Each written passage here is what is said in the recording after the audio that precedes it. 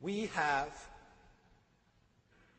taken the game to the next level by not only improving the presentation, but by also eliminating the things from the game that cause your play sessions to grind to a halt. Grappo, I'm looking at you. Seriously. But what is 4th edition exactly? First off, it's an evolution in game design. It is not a new game system. It's still the D20 game system that we've all grown to know and love. It's still a tabletop role-playing game. It's still the D20 system. The new edition streamlines mechanics, speeds up play, and increases the fun. Here's some examples.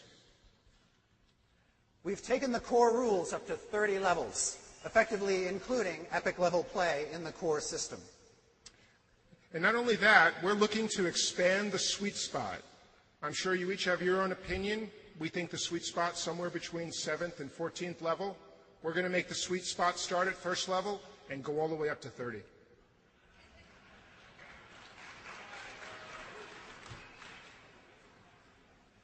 We're making the game easier to DM, so the DM doesn't have to be a huge rules expert to feel like he or she can pull off a game. By giving them the tools they need, by getting rid of the things that cause DM's grief, because it takes too long to do in this very busy world we all live in. We're defining the roles of the character classes. Like a sports team, you're going to know what your character, depending on what class he is supposed to do in encounters and in the game as a whole. Go ahead. The cleric is still an important part of the sports team, by the way. You've got to have him along. We are introducing new power sources, which is, as you'll discover over the course of this weekend and in discussions with us beyond, is a way to make sure that every character has tons and tons of cool things to do and variety of things to do. Much like wizards and clerics have a lot of options, so too will the other classes. You may have seen glimpses of this in such projects as the Book of Night Swords. Thank you. Resource management is getting a really big overhaul. We want to make sure that the stuff that causes the game to come to a halt, to stop the adventure, we're doing what we can to eliminate and give you new options. So, for example, how many people, when the cleric is out of healing spells, says, time to camp, right? We're going to fix that. The fun doesn't end when the wizard runs out of spells either. That's true. We want to make sure that the game keeps going, and it's a choice, and a meaningful choice, as to when you stop play for a session.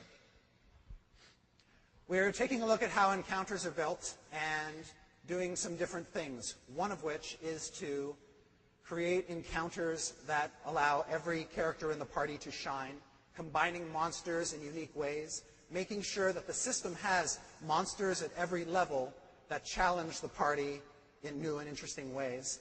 In addition, much like character roles are being redefined, monster roles are being redefined so that the DM can find the right monsters for the job and pair them off together in interesting ways at all levels of play.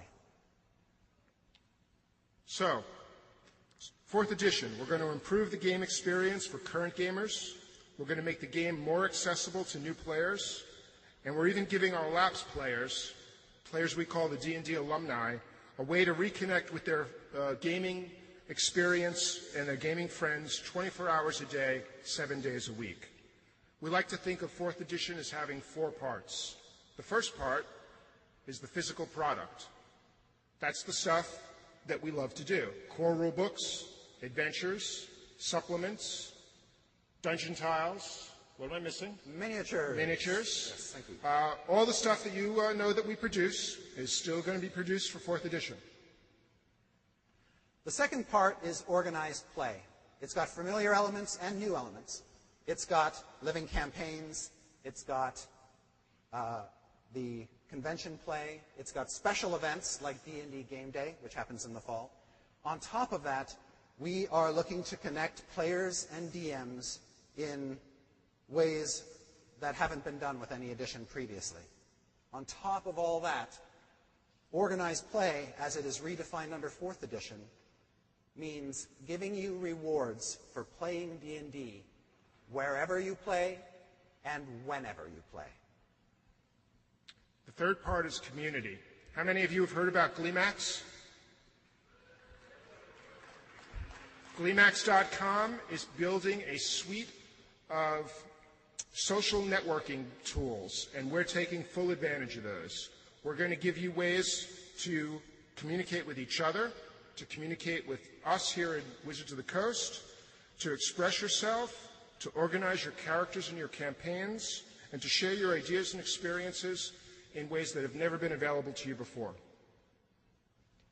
The fourth part is a system of digital offerings, which we're calling Dungeons and Dragons Insider.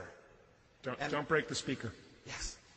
And what it is a collection of online tools to help DMs. It is character creation applications. It is editorial game content to enhance your gaming experience. And it's a lot more, as you will see. So let's take an example of that. Imagine that the Monster Manual here is the first disc in your 2-disc DVD set. It's the movie. Wonderful experience in and of itself. But then we add the second disc, D&D Insider, and you get a whole additional set of things to use with that product. Things like expanded content, not just web enhancements, but things that actually take advantage of the digital medium that you can use with the gaming product when it comes out. Behind the scenes glimpses at how the project came together, along with what we call designer commentaries, but essentially a chance to see what was going through the designers' heads, podcasts, other stuff like that. And another new innovation for this edition is going to be every physical product will have a code, and you'll enter that code into your account at D&D Insider, which will unlock a virtual electronic version of the product. Not only that,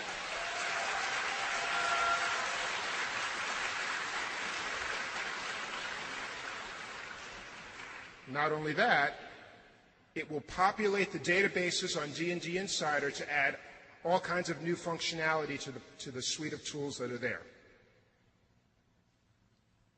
So imagine a subscription-based site that offers all of these things, one of which is fantastic editorial content. We have taken Dragon Magazine and Dungeon Magazine into the online universe. We are going to fill it with more content than we could have given you in any other format, and also make it adaptable to the new experience that we're defining for 4th edition. We're going to collect those issues. We're going to collect, let me restart that. Every 3 days, or 3 times a week, you will get new articles that are from Dungeon and Dragon online. And then we're going to collect it into digital issues at the end of each month. Thank you.